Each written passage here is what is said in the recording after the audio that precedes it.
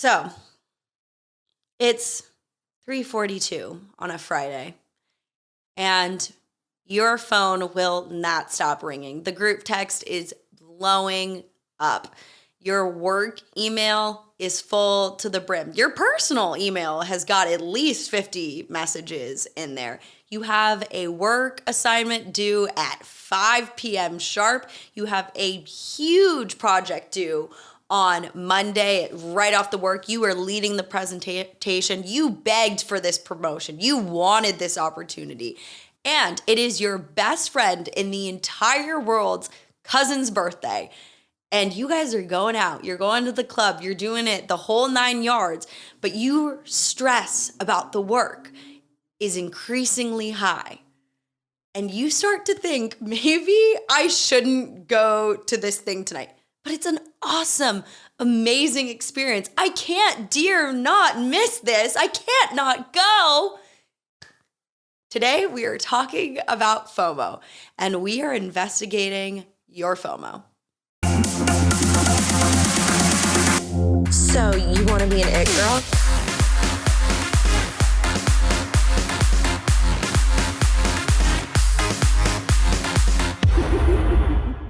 FOMO.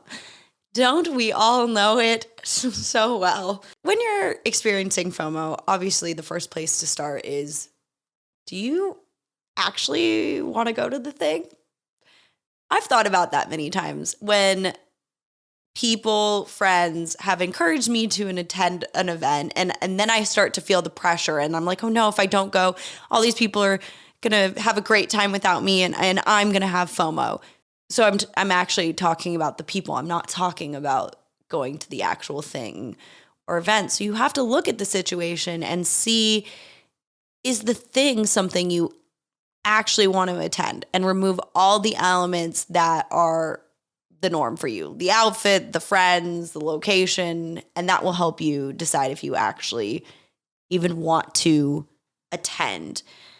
I think another reason people experience FOMO a lot is you're scared that if you don't go to that thing, you could not be invited to the next one, which I think says a lot about our presence in those events. So if you're already worried about being invited to the next one, you're probably not that present while you're attending. Just some food for thought there. But this happened to me a lot when I was in a sorority. I had a shit ton of FOMO for not attending frat parties. I would think, oh my God, if I don't go to this frat party, I'm not going to get invited to XYZ blah, blah, blah event. And like, that was, I want to say untrue. Maybe it was true. I'm not sure. But that was when I experienced that kind of thing a lot, was thinking that being there would lead to other things. And if that's your reason for FOMO, also congrats, you definitely are a catastrophizer and full of stress just like me. You just have to remember that like maybe just being a present and good person will eventually lead you there anyways. I think we think people will forget about us, but like, aren't you a good enough friend? Aren't you fun enough when you're at your best that you shouldn't have to go to things when you don't want to? That will make up for that space. You don't need to like attend everything to not be forgotten about, which is so interesting. I was going to save this story for later, but I really think I'm going to talk about it now. There was this girl in my high school, and she was gorgeous. She was very interesting. She was an it girl, if you will. And she was like a little MIA to the scene. And you think somebody who would be a little like MIA to the scene of high school would be forgotten, right? You think, oh, she's never been to any of these things. Why do people like her so much? Why are people so curious about her? Whatnot. It has the exact opposite effect. People were wicked curious about her, always invited her to things. She always rejected everyone. And we honestly, on some level, knew nothing about her. And it had the opposite effect of us forgetting her. Was she having FOMO? I don't think so. I think she was just like, nah, I'm going to do me whatnot. That confidence of like knowing she didn't need to be at all these events, like it was like attractive. Like people literally thought it was like hot or sexy or whatnot. So being confident in your decision that I'm going to take care of myself first and just not have FOMO about this event because I don't have to be there because I'm already cool enough not to be there. That's a freaking superpower.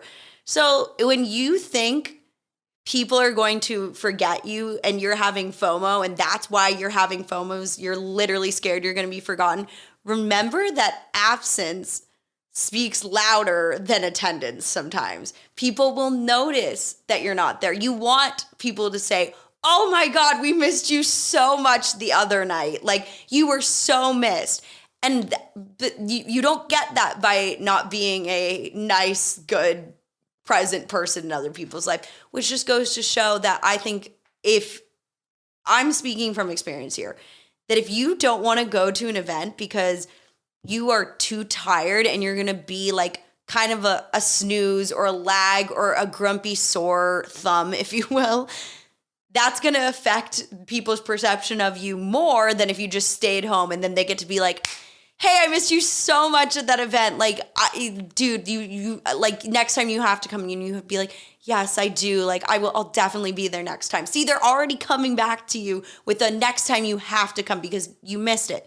So like FOMO, I think, is an indication that we care about the things and the people maybe attending this event. But I don't think FOMO has to be a large indicator of that you have to go. That kind of brings me to my next point.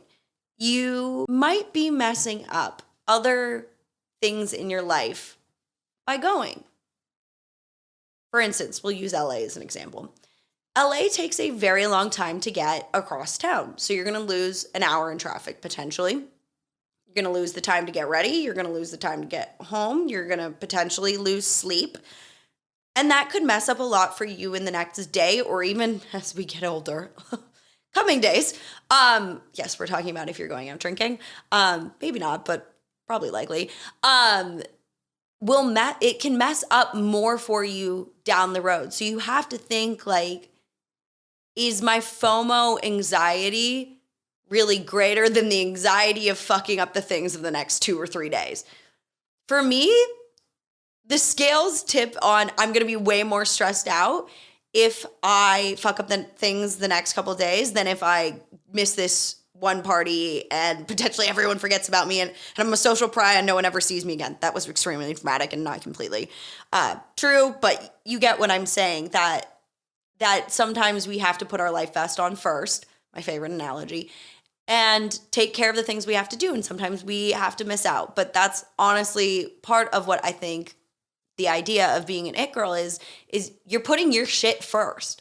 You are like, you know what? No, I can't attend this party because I am working on my goals. So an example for this for me was my college friends all got together this summer in Florida. A friend of mine had just taken the bar. It was a whole thing. We were all invited, and originally I wasn't going to go just because like I didn't want to schlep. Then I found out I was actually going to be in Florida before, and then I was like, oh no, I don't want to go because I just have been in Florida and back and forth, and a few of my friends weren't going, and I was like, great, I don't even have that bad of FOMO.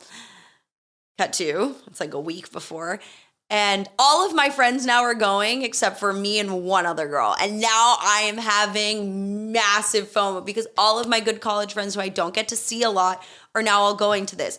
And I was like, you know what? No, I'm just going to buy the super expensive ticket, which was one of the reasons I didn't want to go in the first place. Was it's a far trip for me from LA to Florida. It's expensive. And now I'm going to probably play double. And then on top of it, I was exhausted from just going on a family vacation. I was behind on work from just going to a family vacation. And now because all my friends are going, my FOMO is like trying to outweigh those like 3 other reasons. And I like had to like sit there and be like, well, if I go, I'm going to drink a ton, have a lot of fun, but I'm also not honestly at my best social engagement right now. I just got off of like so much social activity. And I know this is kind of a weird thing. Maybe it happens to you too, though. When I haven't been working on the podcast, my acting career, or even just like picking up production work and like making money, or all the other million odd jobs I do to make money, I start to feel really bad about myself, and I'm not a fun person to hang out with. I know that's something that I'll have to address with at my later in life or later in a different podcast episode. But so like my FOMO and the state of where I was being when I looked at it, I was like, the FOMO is way less important than all these other things that I'm already missing. So I decided not to go, and it was the best decision in the world. It was hard. I watched my friends' stories. I was sad. I missed them. I took a moment to say, like, to whatever powers you may believe in, I hope my friends have a great weekend. I hope they're really safe and they all take care of each other and they know how much I love them and miss them. And you know what? I got great sleep. I got a ton of shit done that weekend, and I felt so, so good about myself. And I've never gotten over how good I felt in that moment, because that was the first time I really ever didn't do something. And it just created, once again, this confidence, like an ownership of that. I don't have to go to everything to be considered cool or in or the it girl or whatever. What's going to make me feel that way is taking care of myself, putting my work in, seeing my friends some. There's totally a space and balance for this, but it's just like you can and you can't do it all, but you have to pick and choose when you do them. There will be another time this situation will come up and I will choose to spend time with my friends over maybe work because it's been too long now.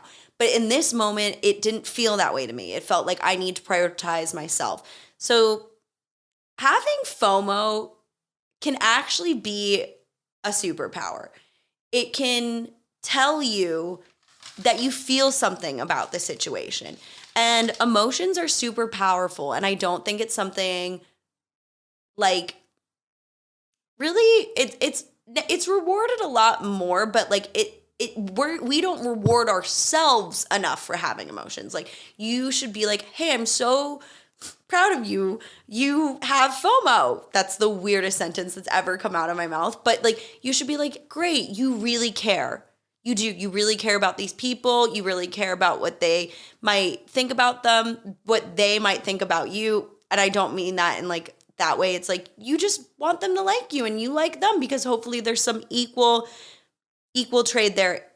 So being in touch with your emotions like that, it's not a bad thing. So FOMO is a superpower because it might be telling you it's time to look at things and maybe reprioritize what's important to you in this season. The FOMO could be, oh my God, I saw all these people I started with in my field go to this thing and I have FOMO from it. So maybe that's a sign you need to reprioritize work. You could be like me and see all your friends there and you couldn't make it that time, whenever, and you could have so much FOMO and you realize, wow, I've really taken on too much work and I've been not prioritizing my friends, whatnot. So it gives you the time and space and energy to step back and see what you need to prioritize. So use FOMO as an indicator to just maybe do a little self-examination and make FOMO your superpower. Thank you guys so much for listening to Confessions of a Wannabe It Girl. You can find us on Instagram, YouTube, TikTok, all the things. And don't forget to rate and subscribe to the show. So you want to be an it girl?